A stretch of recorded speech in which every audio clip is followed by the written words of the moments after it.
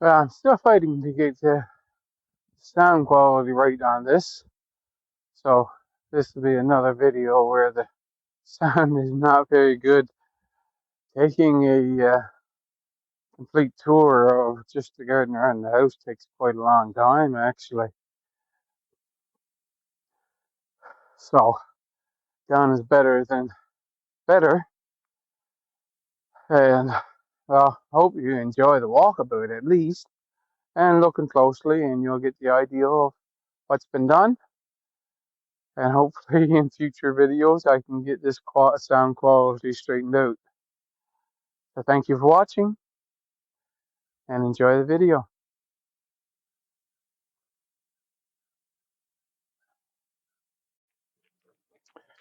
Tried a video tour yesterday, but the noise, it was still, sound quality was terrible. So, I experimented with several things today, and hopefully, it works. I was just walked down to the beach and back and recorded something, and it was okay. So, what it is enough for today. Welcome back to the channel. As you can see, I've got this all mowed down. There was a pile of sticks here. I had prepared to put through the chipper, and I didn't get through it, and it was all covered in grass. They've been there for years. And I finally got to it.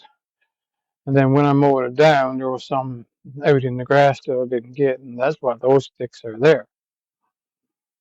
Now, I showed you that first because as we do the garden tour in our normal way, then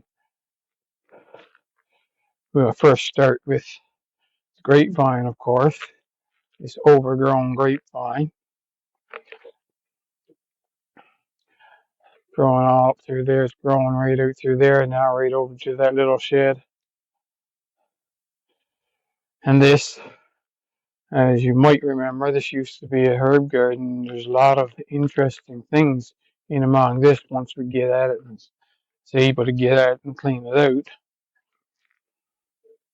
And this is why I showed you that area there where I cleaned up the sticks first, because I put these 4 tires there. There's cardboard down underneath, and I put down the 4 tires.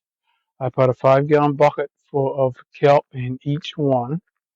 Then I put in 3 Yukon Gold sets. And then from the chipping from those branches, I put in a 5-gallon bucket. Well, I fill up the tires then the rest of the way with chipping from the branch chips, just to see what would happen, right? And they are coming up now. See, you got one there, and there's another one just coming up there. So 2 in that one. There's 3 coming up in that one. Actually, there's a 5 shoots in that one. There's 2 little shoots on that side in that one. And there's 3 shoots there and 1 over there in that one. So they're coming up. They're coming up slower than the other ones that you'll see later, but they are coming. So we'll see what happens. I'm not going to turn off the camera. I think I'm just going to go and walk around and talk and do the walkabout as quickly as I can. The wisteria that decided to bloom. I think it bloomed a little late, but it's really beautiful when it does fully bloom out.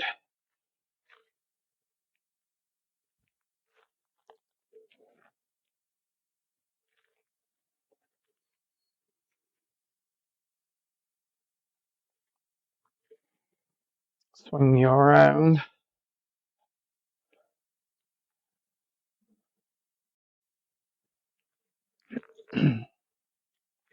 White rose, now I don't know if I showed you this in full bloom or no, but it's pretty much all faded now. There's the occasional one still hanging around. Then we come down around here to the tomatoes. So I've got a stake put in by almost every tomato plant. They are flowering well. and they have several tomatoes growing. Those tomatoes grow much bigger than that, so it's going to be a while before they're ripe.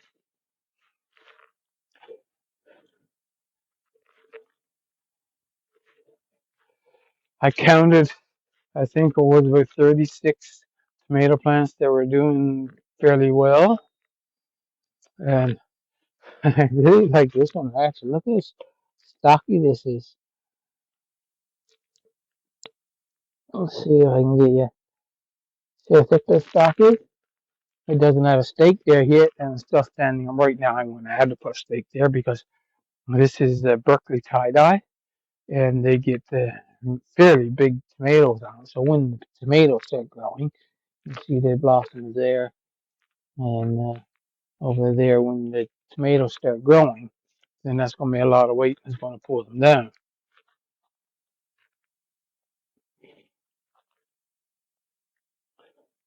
That one there is the Brandywine, and I think I'm going to get some Brandywine tomatoes. You just swing around first. The lilac, of course, the flowers have all faded now, and it's gone off seed.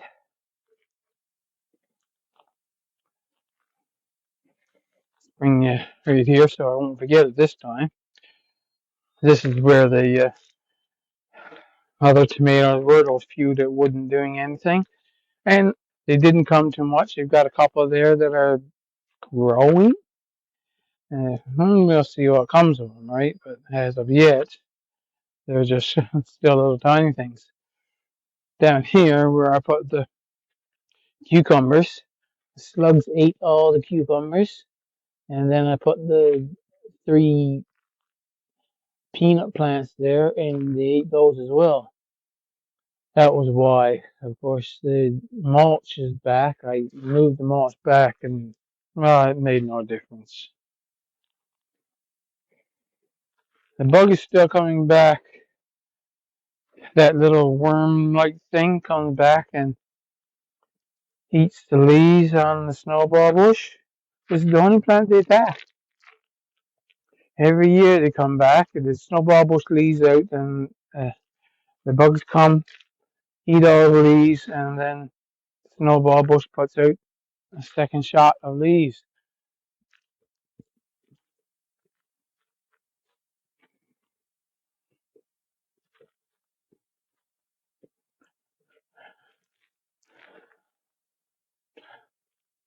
I'm going to go over here on first because here's my biggest tomato, the actual tomato that I got growing. That's right there. See? So this is Centennial Rocket now. It has a couple more tomatoes on it. Right there.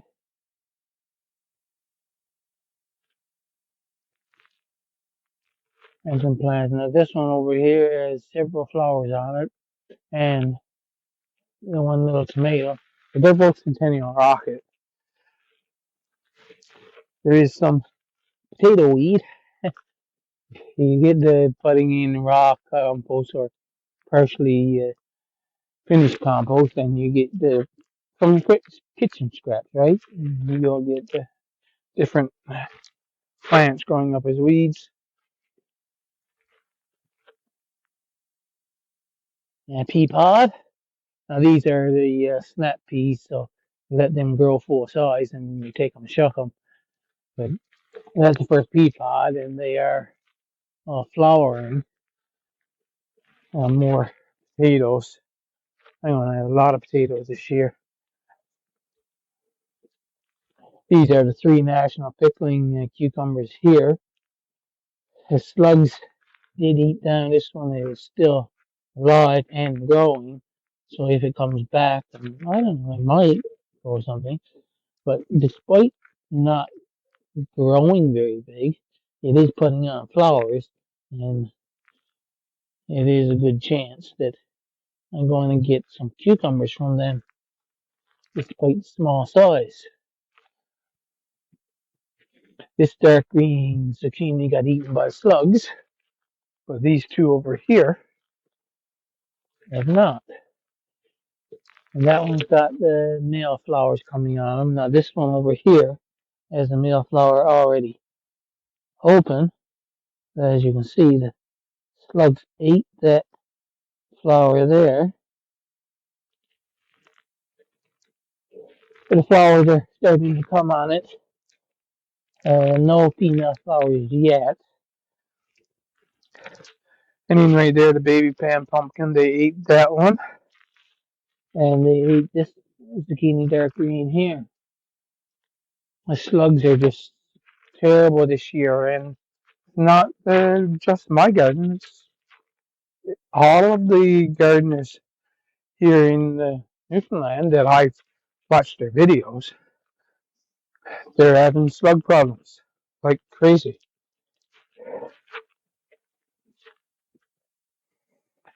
Beatrice is going to be blooming soon. This is a nice flower, and I've got one put on that end, and I've got one put on the other end. You'll see now in a little bit. This is snow peas that are flowering.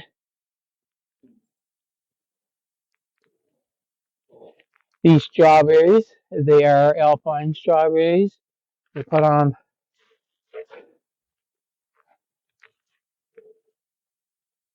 those are not doing anything.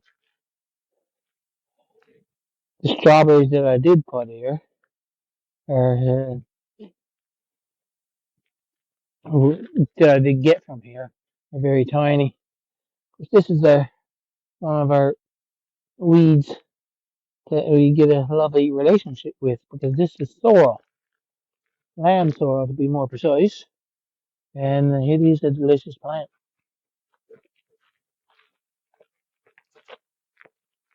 It's got that lemony taste on it, like all sorrels. And if I had the garden growing good, there'll be enough of that for me to weed out that I could put in potato pancakes or in soup or salad or whatever. Now, these plants, squash plants, you see, slugs getting me irritated this year. There's three more right there, one right down in the flower.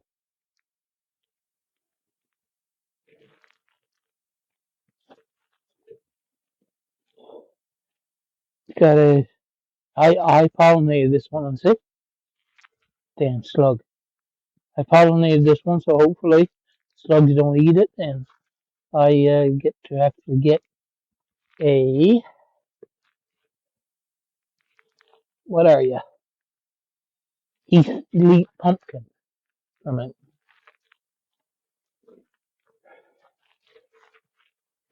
This rose bush is always the later one bloom. The other rose bushes bloom earlier, and they're pretty much starting to fade before this one blooms. And of course, I got to give you some close-ups of them.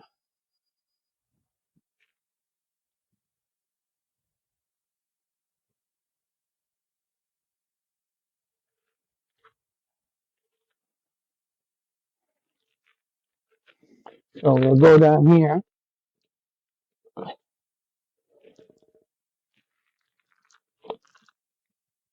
See,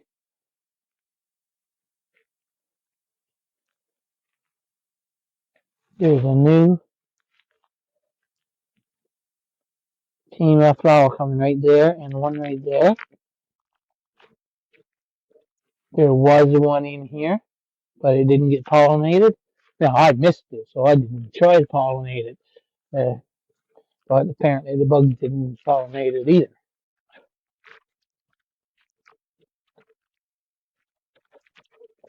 The columbine has flowers that faded, and they're going to seed. Before these seeds mature, I want to cut these down because I love columbine. It's a really beautiful flower, in my opinion. But they spread by seeds, and I'm getting a lot of them around the garden. So it's only so many you get, and then they're becoming a weed, right? You're pulling them out. A weed in the sense that there's plant voluntarily growing where you don't want it to grow. I'm getting a lot of wild buckwheat growing here. I think that's useful, but I don't know for sure. It's a little close up of a snow pea flower. And so, yeah, the liatris on this side is not growing as well. This bed, end of the bed, had to have more work done with it than there was when it was initially planted there. There was a gate on, there was a post there, and quite a few other things. So they got disturbed a lot over the time that they were there. Now, this is the purple coneflower. When I was doing the herb garden, I called it valerian, but it's echinacea is what it is. And you can see that there's a flower coming right there. Yeah, it might get some more flowers, but it looks like this year's only going to have one. I don't know. But that's how it's growing out here by the front fence. Now, once again, for the columbine, once they do fade and that, they quite often they just flop out like that, and then they're just a mess. So I've got to cut that back anyway. And there's another one over there all flopped over, so that I can then get by and mow down this meadow growth area here. I call it meadow growth rather than grass because, of course, it's more of clover, dandelion, and whatnot. There's more of that than there is grass. I come back over here because my sound didn't work yesterday. Then there was a squash here, golden delight, that was grown to full size. So I harvested it yesterday and got it already eaten. There's a golden delight there, and we've got another squash growing on the one plant. There's another one there. I think that one's growing. And this one over here seems to be coming along. You see this one down here? I pollinated it, and it got bitten off. That was slugs had done that. So it was twice the length of that, and they chewed that right back halfway, and then left it there just like that. I have a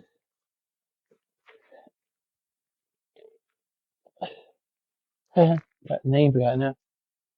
No, can't think of it. I do like it, but I can't think of the name offhand. These grapevines are doing well.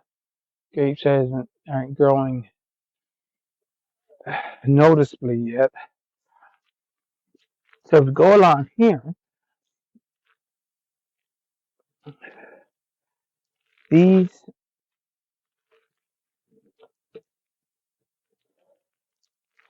golden delight, and coming here once again.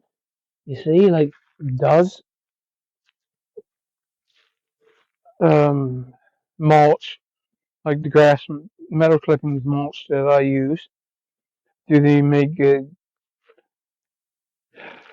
pressure from slugs? Make it worse for slugs? Well, there's no mulch here, and that plant there was fully leaved out. I wasn't watering a whole lot, so it was fairly dry here. But the slugs come and strip that right down to that. It's got a couple of leaves there, but for the most part, it is going to grow back. But you see how they stripped it right down. Because the thing is, see, you've got your bed, and you're going to have like a meter wide bed. But slugs are out here, or back here, wherever, close by. And at night, when the temperature goes down and it's moist, or you get a bit of rain, they are just going to crawl right on across your bed. And so, unless you've got a raised bed and you keep the top surface dry, and even at that, I don't know, because in a raised bed, sometimes they go to the edge and they just poke themselves down uh, between the soil and the edge of your bed.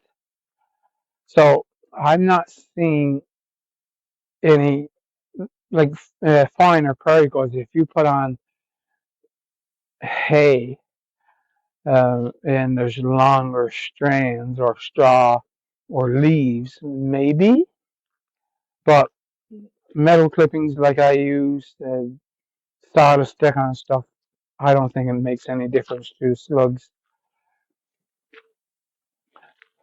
It was a late planting of sugar snap peas along here, as you might know, and they're growing all the way along. Yeah, they're coming along pretty good actually. They're just small because they were late planting. Now, what I was supposed to be showing you after that plant that got eaten down is right there. So now this is a rondinise, however it's supposed to be pronounced.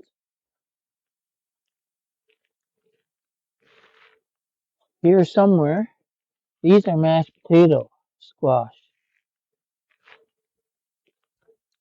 And I did see right here.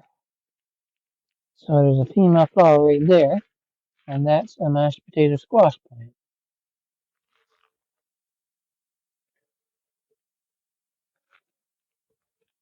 Nothing on that one yet. This is the Yukon Golds that I put out by the fence. Now, because they were planted later, when I done the other mulching, then these were still too small to mulch, as I told you. But since then, they've grown, and I mulched them a couple of days ago, and they're still growing. They're growing fast. It seems like they're doing really well. So that's exciting. Here is the St. John's wort, my biggest St. John's wort.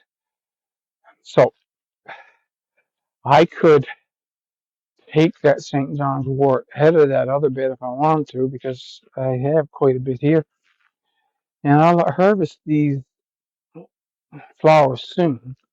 What you do if you're harvesting this for just for the medicinal effects, anti-anxiety and sedative effects, you pick all the open blossoms, you dry them and store them in a airtight container, and then the most popular thing to do is make a tea out of it.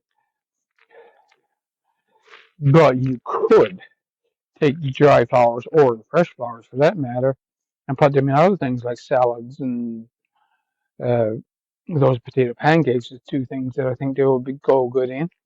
It will be really good in salads, actually. Let's string up, despite the number of blossoms that was on the Romeo cherry, I'm not going to get many cherries off it.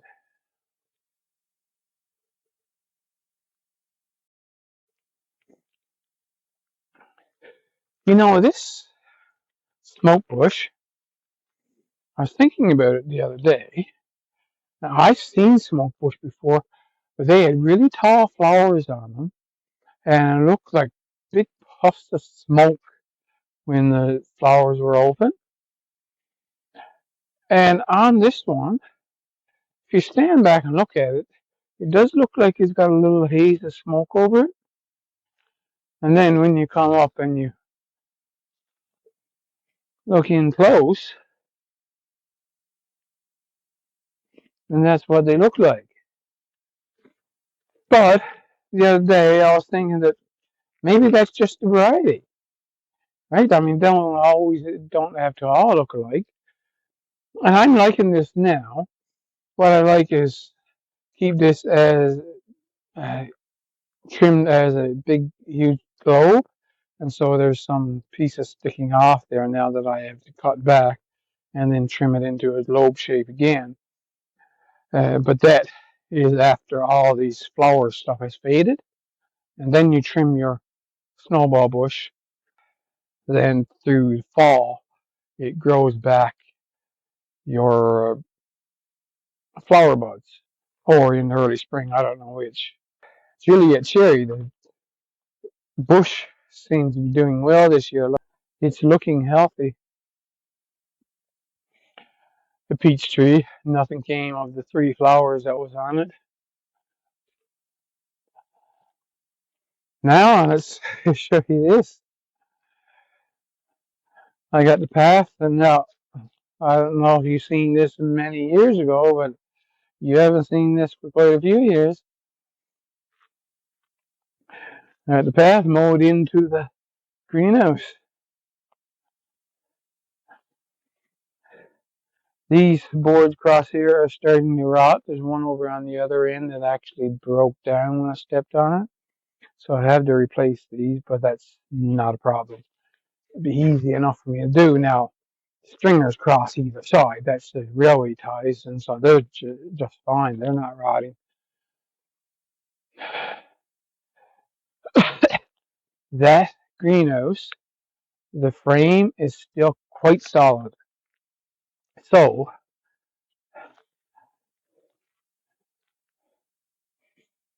that spruce tree behind it, that is ready to come down anyway. I mean, you're like, oh, it's got lots of green leaves on, but it's one of those. It's one of those that, yeah, it's green inside, but I'm kind of thinking that it's probably starting to die, and hopefully it is solid inside because it's got a really big base and I can do something with it. But there's that one and the other big one up top. Those two are coming down for sure. And there'll be more light in that greenhouse. Now, the greenhouse is not going to be a full sun greenhouse because we've got this big maple here, right? But I just have to then take down that spruce, like I said, and I got to replace the covering. I decide on what covering I'm going to replace. I have lots of glass. And should I do with glass or should I do with plastic? We'll find out. But that's the greenhouse. I was wondering if I should take down this lower branch on the maple tree. I can walk in under. There was lower ones that I took down because, well, they were headbangers. This one, I can walk in under it sometimes, like in a storm and the leaves are soaking wet. This branch will hang down further, but normally I can walk under it. I'm still wondering if I should actually take it down. Now let's do that bed there afterwards. Let's go over here first. The container garden. So as you might remember, I had catnip growing really early in the spring. I had potatoes growing when we were still having frost outside. I had them in the greenhouse. Cat lays in that sometimes, of course. Well, it's a cat, and that is catnip, right? He does like to get up and lay in it occasionally. Now, as far as the potatoes go, you can see they're starting to fade. And this is not due to lack of water. It's just that they're coming to that point now. And this one you can see especially, like you've got some that are lighter and others that are greener. So this one is the one a second one that I planted. But these that are much lighter, they're the first ones that were planted. And you see, this one's even actually starting to flower. That's one of the second ones.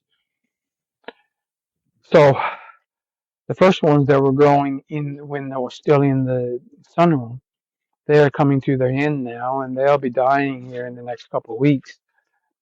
And technically, they're ready to harvest.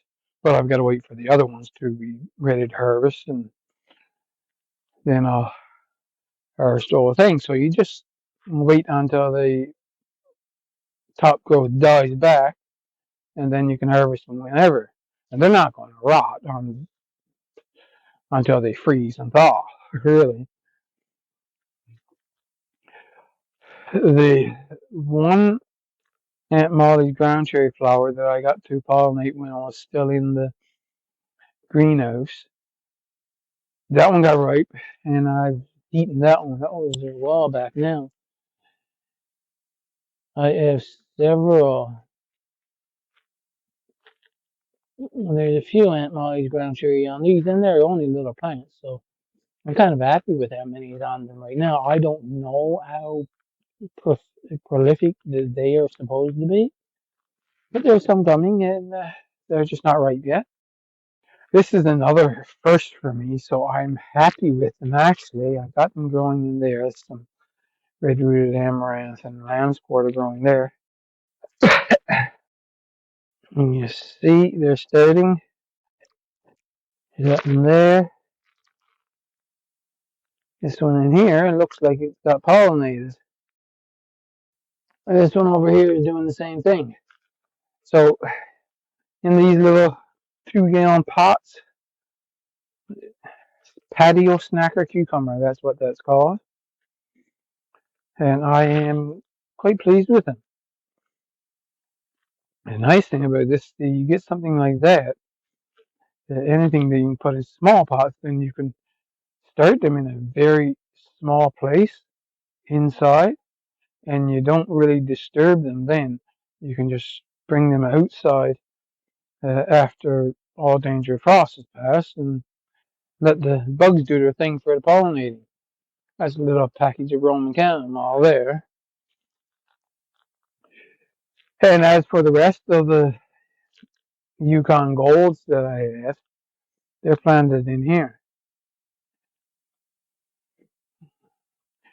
They took a long time to come up.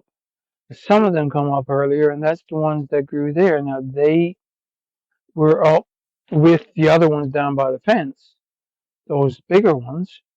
But now you see the smaller ones in there? They just come up in the last couple of days. And then the last bit is over here. We have 2 tires with marjoram in it, and then one of them has a dill plant growing up in it as well. And then this one here, this is the lemon balm. So what we're going to do now is go over here.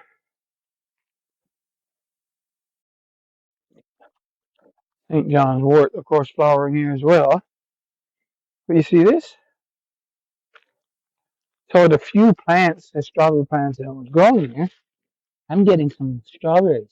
And I put this netting here, these screens, hoping that I can let them get fully ripe. Because as soon as they get fully ripe, then slugs might get in there. And I was thinking that on these screens, it might be less of a chance that they will get eaten by the bugs. I did get a couple that got bug damage, but for the most part, it does seem to have worked to keep the bugs, not prevent the bugs, of course, but there's less less hat to actually go up on and cross that screen to get to a strawberry. There is a couple strawberry plants down here, and I did get one, but then I missed this one, you see, and the culprit right there, a slug, got entirely eat because it was laying down on the ground.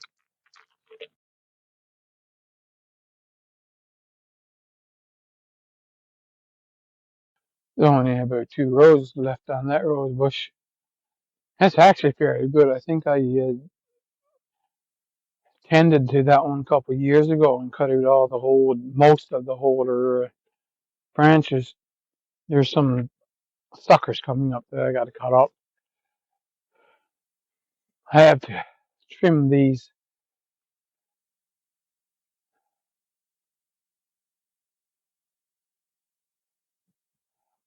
Doesn't look like I'm going to get any pumpkin from the table queen squash over here. Now this is the calendula, calendula, or whatever the name of it is. These are big ones here. This one's going to flower. Now they're not supposed to flower this year, so there's actually two buds there. You see that? There's a bigger one there, and there's a smaller one right there. So that one's going to have a flower on here fairly soon. And go on along. The other ones,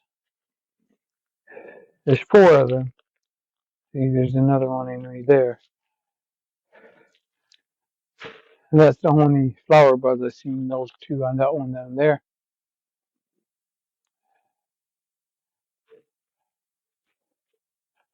That's near the pear tree, of course. I can't get well, I haven't been able to get cabbage and that to grow very well. But there was a year that I got cauliflower to grow quite well. Broccoli. Now, there was a couple of little heads that I did earlier. See one there, one there. Those little tiny plants are alive. They're not getting overly damaged, but they're not growing either.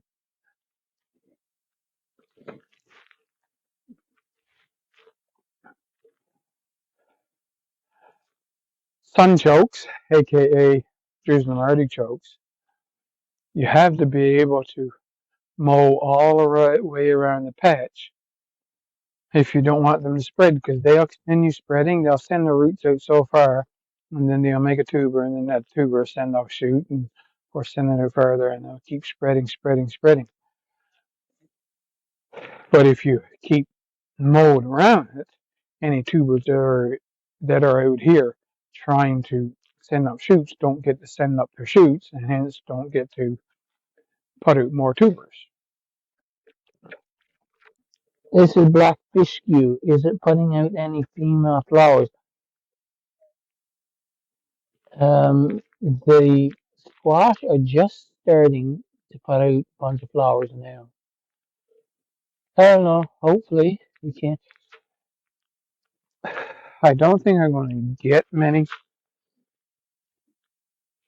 Pumpkin, even though and squash, even though I had a lot of plants this year, and that is due to the cooler weather we're having in 1990s summer. So I'm thinking that I'm going to protect any that's growing. I'm going to protect that plant from the first few frosts if the squash is not mature. I just remember, yeah, that's the two cherry plum trees there.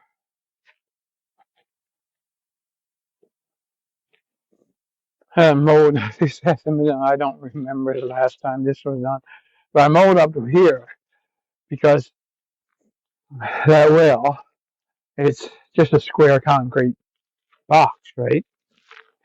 And it's got cracks in it, and the roots growing in through, and the water's high in iron, and there's an algae loving iron, so the combination of the roots growing in there and the high iron content, the algae got in there, and it's looking terrible in there now. So I have to clean it up, get rid of the roots, and I'm going to use mortar, that quick setting mortar, I think, to redo all the cracks and plug the cracks. I do have some pond liner that I might stick on the wall after that. I don't know yet. But I've got it all mowed around. And now we'll go up through here first. I think it's better to go this way. You see, and right here, This is the original plant. It died back. I thought it wasn't going to come to anything, but this part died back, and now this is coming up from the rootstock. This, as far as my memory serves me correctly, is called birch leaf pear. Now, those leaves don't look like birch leaves, do they? So I'm going to have to do some research on that plant and find out.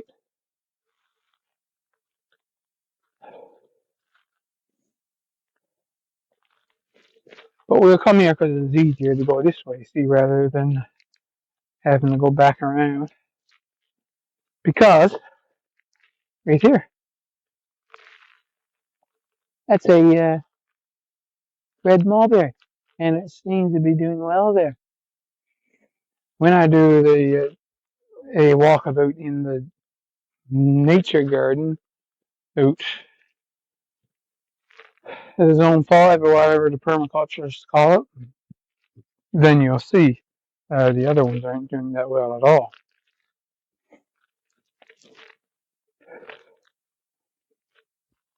But now we're going to walk back here because, of course, I just need to walk back far enough to give you a quick look at the white currants.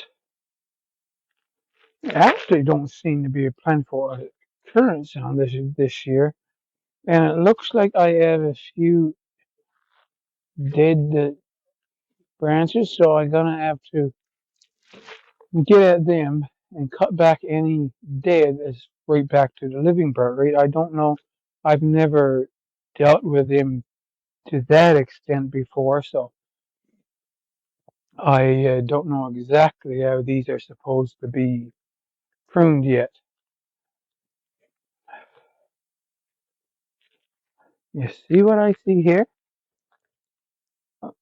Uh, Not quite right.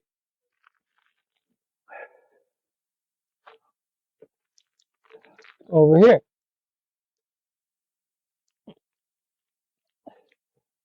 a white raspberry.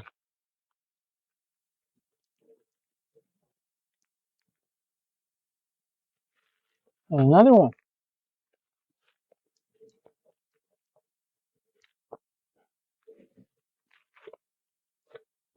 Get my first taste of raspberries. I mowed this out further because there's another plant here that people call a weed, but it makes such a delicious tea. So that reddish colored plant you see there, it's called heolol, and it makes such a delicious tea. As the name suggests, it is what they call, I believe, an adaptogen. In other words, it has an overall beneficial effect on your immune system.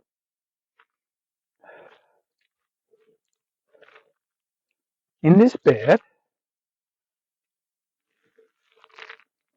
there are amaranth growing. Now, I am not sure whether it's red-rooted amaranth or the one that I planted. I think it's the one that I planted because every one of them is in one of the little trenches. You can still see the little trenches where I started growing them. At any rate, I'm going to leave them there, and I'll pull up all the other weeds that I obviously know is not amaranth.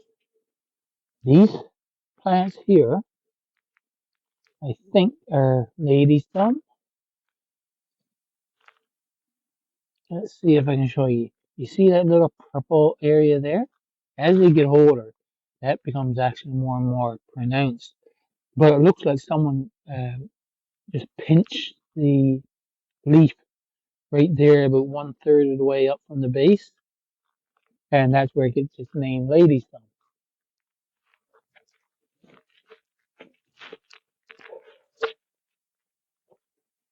And you see amaranth there, amaranth there.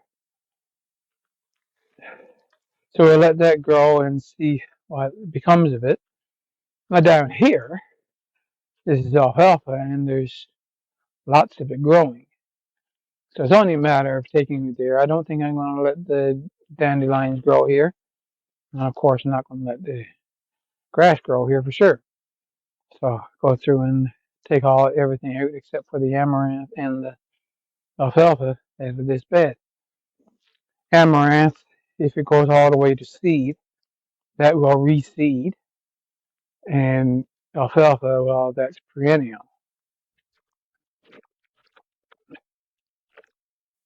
Elderberry. Red elderberry, this is going to be my first year being able to harvest elderberries. Now, these are dark. These are quite light. Those back down there, they're green still, so I know they're not ripe. What are they supposed to look like when they're fully ripe? And how much elderberry berries is worth me picking? How much do I need to make anything out of them? That is a good question. Those two small cherry trees, they seem to be doing very well. You can see the most on this one. I mean, look how much it is growing down there. All the way up. That's this year's growth so far. And it's only July 29th. Red currants. There are some of them that are ripe, but leave them another couple of days because some of them that aren't. But in the next couple of days, I'll be out and actually harvesting these.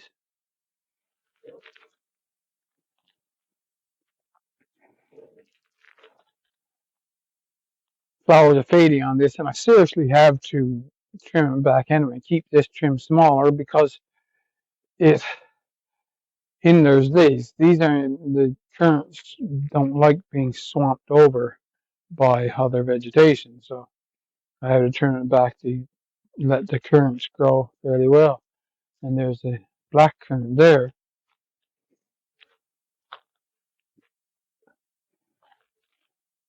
Now let's get myself into the right position. I'm going to pull down this branch.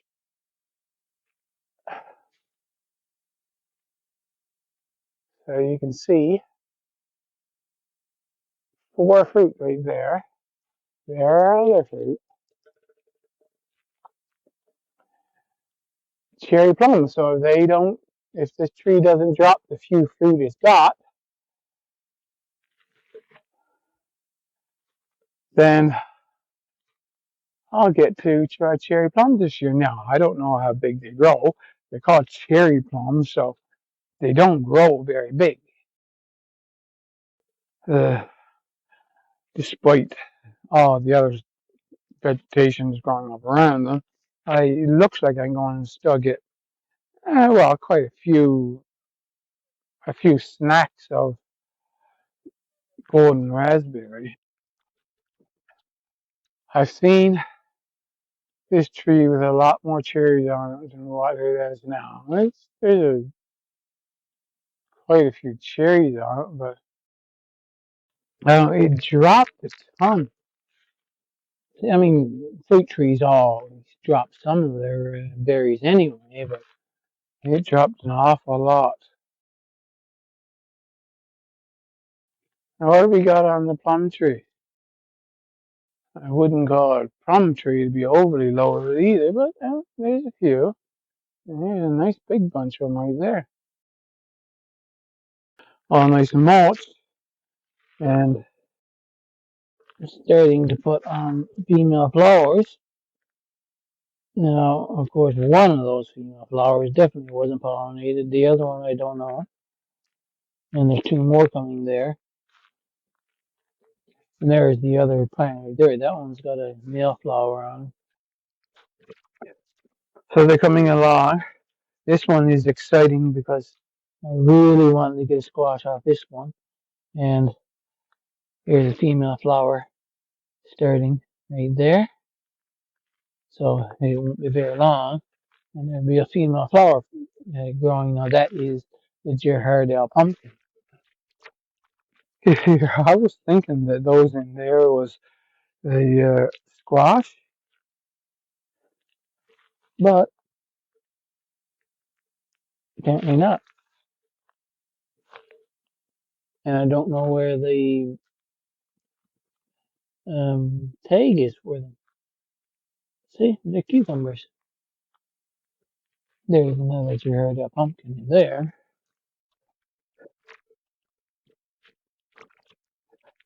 let's step back over here. The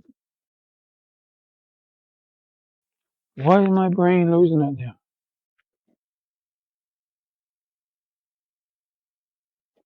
The asparagus, despite being surrounded by other vegetation, they're actually doing quite well.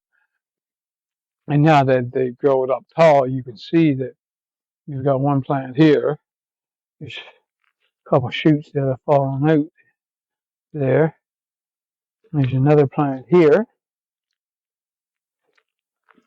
There's another plant there growing with shoots that haven't filled out yet. And there's another plant there. So they're doing well. When I was doing the mulching video, I didn't have these mulch, you probably remember. But since then, they grew a little bit and I finished mulching them. So they're all mulched and I think they're doing fairly well. It was one of the latest. I planted them just before I planted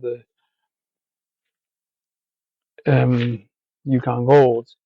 And I think they might be a longer maturing potato. I don't know. They're Gold Rush anyway. And I did show you a potato that was flowering. Oh, that was in the pots. But these are the russet Burbank, and they're coming on flowers. Quite a few of them. And they go way back, 2/3 of the way back this bed. But I need to go around this side because there's our not mashed potato, vegetable marrow squash, and I hand pollinated this one. As you can see, it took hold and it's growing. And the other one I had hand pollinated earlier, and that one's coming right along. And you see, this is supposed to be a vegetable marrow, but look at the shape of the female flower. I didn't think they were supposed to be that shape. There's another one down in right there, but it looks like it's not going to come to anything. We'll see. And then there's two right there. So there's 4 female flowers coming on that. And we'll see what comes of it because that's a funny shaped female flower for vegetable marrow, that is. I don't think any of the other ones has any female flowers on them right now. I don't have anything done more with this one now. You see, it's the purple valerian. That's the lovage. I've got some pieces hanging out. I don't know why it does that. But you see it's hanging down there, so I had to come out and cut them back and process them. Make some tea out of them or something. Yeah, and as I was saying that this was a valerian when I was doing the weeding out of the herb bed, but it's coneflower echinacea. Well, it is a white coneflower actually. Back to the potatoes. See, this is the russet Burbank, and then all of a sudden cuts off, and the smaller ones. That is the Gold Rush in there. And we go along, and the russet Burbank are all doing very well. Let's swing around here. And you see those two beds, and half of this bed, and you get here. Now this is chieftain. I think Chieftain comes in red and white, but those three beds over there are Chieftain. They're coming along, but they're much behind where the Burbank is what I'm saying. These are the ones I planted with the Lotinos. Some of them are growing beautifully, and others they're just barely coming up, which I didn't know what I was going to get of them, so I'm not really concerned about the ones just barely coming up. But it is exciting to see that this one is already flowered. That, I think, is the red chieftain. Not sure. See, rhubarb on this side is growing excellent. Beautiful, two beautiful patches of rhubarb we got growing there.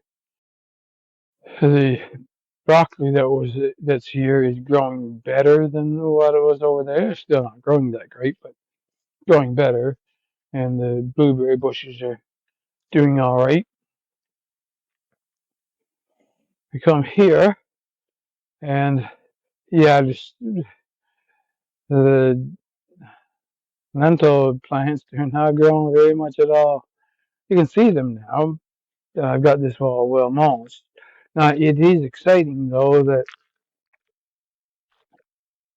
There's flowers coming on them. and so maybe I'll get some lentils. But I don't know how many. Remember, we've got 2 or 3 months left to go that they could possibly grow. Let's go over here with the tiger's eye beans. The plants aren't that big, but they are putting on Quite a few flowers. Quite a few flower buds coming on them. So we'll see. We'll get a harvest anyway. time will tell. Well, we are learning time. I mean, time don't tell anything, right? We just learning time. There are some flowers that are open. That is on the tiger's eye beans. I was kind of concerned that I had weeded out all of the borage in the garden, but apparently I didn't because I have two borage plants there, and now they're just starting to flower. So I kind of would like to have borage, just a few borage plants dotted through the garden, right? They're useful for humans, and they're also useful to keep the pollinators hanging around. I actually Thinned this out. I took out that much there because there's a tiger's eye bean plant there. And this all around here is rutabaga. If I can get you in here and show you, see, rutabaga starting to grow. So that's all right. there's that one overall look at what used to be the shady plot, and this is what used to be the sunny plot. I see it, like I said, the other rhubarb, two rhubarb patches are going beautifully. This one used to grow, and I redid it so that I could separate it and make more rhubarb patch. But and I thought I had a perfect patch when I put them back, right? Like, oh, this is beautiful. This is going to grow excellent now. And the creeping buttercup come in and just swamped it, and they haven't been growing. This has been 2 or 3 years now. That yeah, it's just been swamped by the creeping buttercup. That's a turnip there, of course. Purple top white glove.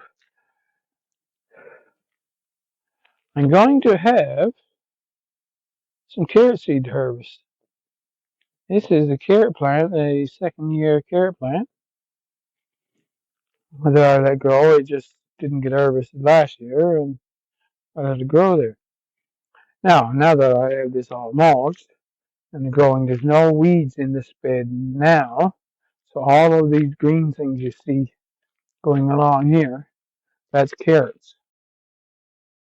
So hopefully they all come to fair-sized carrots.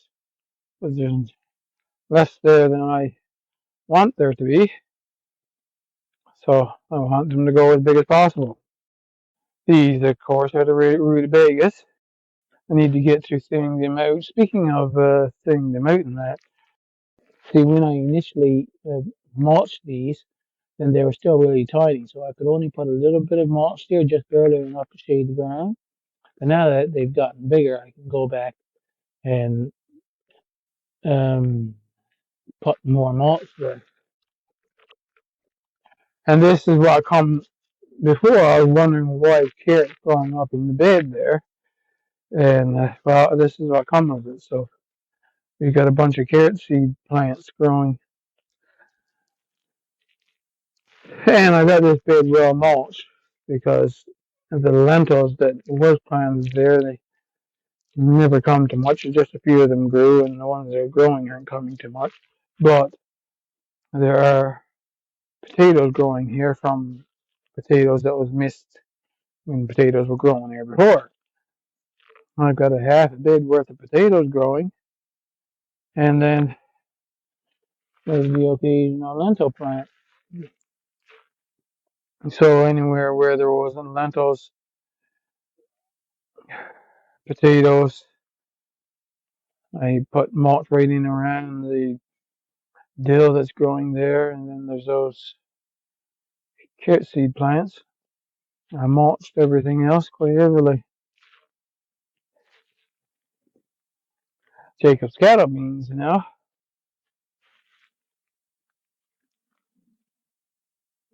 There, the flowers are coming out quite prolifically on these.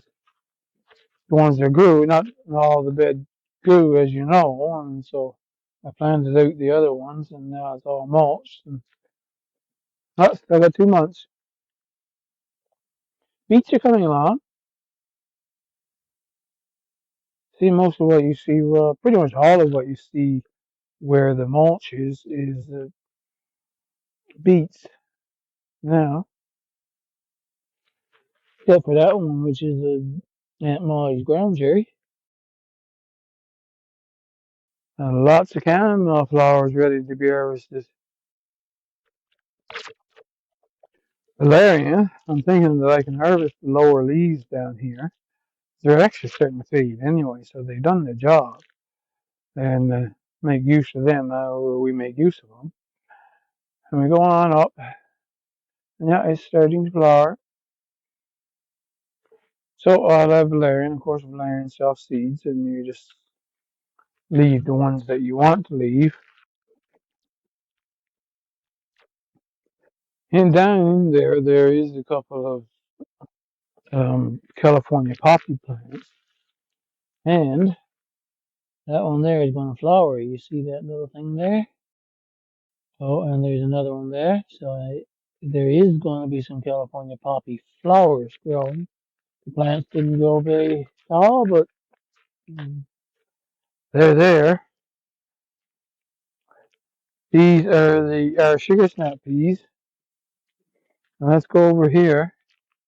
I see they're edible, pod and all. And so if you let them go too far, then the plant won't produce as many. And plus, if you let them go too far, they do start to get hard once they start to get fully mature. So, of course, we'll eat that one. Delicious sugar snap pea. Coming along here, I do have some sugar beets growing, not very many. But then the rest are the black turtle beans that you know about where I've done that succession style thing. And you see, it certainly looks like Aunt Molly's ground cherry to me. Don't know what's going to become of it. And there's the black turtle beans going on along here. Garlic coming to the point that they need to be harvested now. I'm not expecting the bulbs to be very big at all this year. But oh well. is what it is. I checked my records, and in previous years, I harvested garlic on somewhere around the 4th, 5th of August, which is only just a few days' time. Onions, and even with the onions, you see the tops of the leaves, a lot of the leaves are turning brown. So things haven't been growing good this year. I don't know whether it's the weather or it's because I haven't been able to feed the soil properly for the last few years, or what it is. But not a problem. Well, it is a problem, yes.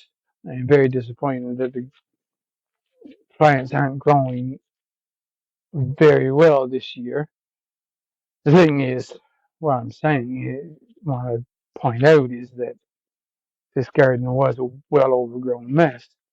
And now I've got it all cleaned up. You see, there's the overall of the what I used to call a sunny plot. That's all cleaned up and mowed down in around that raised bed.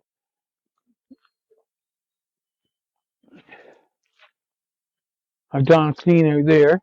Usually, what I've liked to do was mow a bit to mulch and then later on mow a bit more. I'd never have my meadow fully mowed. When I was mowing just this patch right here, I seen 5 toads make a run for it. And the toads and the meadow voles love it in here, and they find a lot of feed and places to hide, etc. in among this. And now that part there is not mowed down. There'll probably be 5 or 6 toads in there. Um, and so that is keeping natural habitat for your wildlife. And I find there's less of a chance if you make a garden bed and you got everything mowed down around it that low garter snake can't hide. That doesn't stop them from going. Like I said with the slugs, at night they'll run around in the open and they'll find your garden, and now you just made a buffet right in the middle of a food desert if you've got 2 or 3 acres mowed around it that you, like I said, that low garter snake can't hide. So I don't like having it completely mowed now. From If I can keep up with it now from now on, you won't get this brown part when I mow certain areas. It'll be pretty much all green, but it'll never be all mowed. You just get a bit mowed here and a bit mowed there. Back to what I was saying, I have everything all cleaned up. What I have left to do is the raspberries are right there, the red raspberries. We have to deal with them. And the golden raspberries over there. The asparagus right there, I got to take the weeds out of them, but that's not going to take very much to get the weeds away from the asparagus. And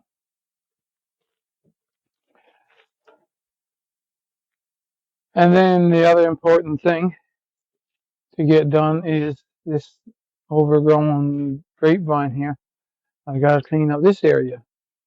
So to get a archway up and have the grapevine growing up, I might have to cut the grapevine way back in order to get it to grow up on the arch. I don't know.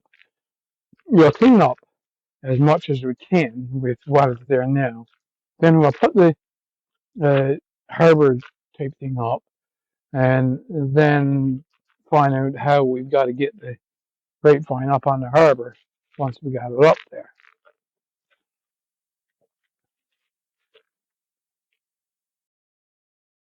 Give you a little scan over the annual garden beds. Remember, don't eat the poison food. and I'll see you in the next video.